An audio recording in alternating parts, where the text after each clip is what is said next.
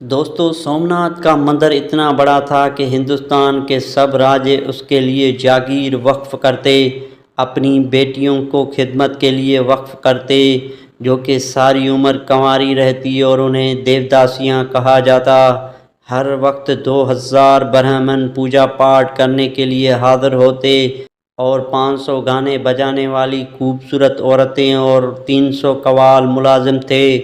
سومناتھ کے بت کی چھت 56 ستونوں پر قائم تھی۔ وہاں مصنوعی یا سورج کی روشنی کا بندوبست بالکل بھی نہیں تھا، بلکہ ہال کے قندیلوں میں جڑے اعلیٰ درجے کے جواہرات روشنی مہیا کرتے تھے۔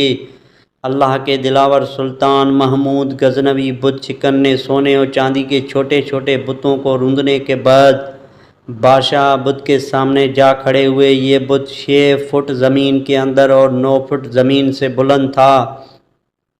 اسی دوران شہر کے معزز سمجھے جانے والے ہندوؤں نے منہ مانگی مال و دولت کی پیشکش کی کہ سومناتھ کے بادشاہ بت کو کچھ نہ کہیں، تو سلطان محمود غزنوی کو دیسی دانشوروں نے مشورہ دیا کہ پتھر کو توڑنے کا کیا فائدہ، جبکہ مال و دولت مسلمانوں کے کام آئے گی۔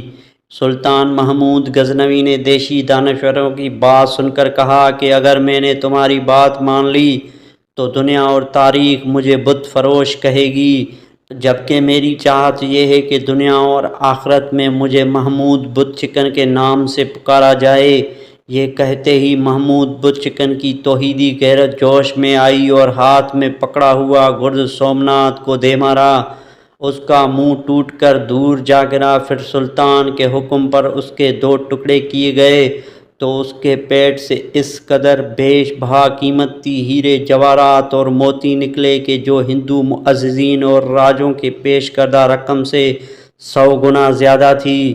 محمود غزنوی نے وہ بت توڑا جو فتح مکہ سے 1 رات قبل بنو امیہ کے سردار نے کعبہ سے ٹرانسفر کروایا تھا کہ اسے سنبھال کے رکھنا، ہم لینے آئیں گے۔ وہ تو نہ آ سکے، لیکن بنو ہاشم سے محمود غزنوی ضرور پہنچ گیا توڑنے کے لیے۔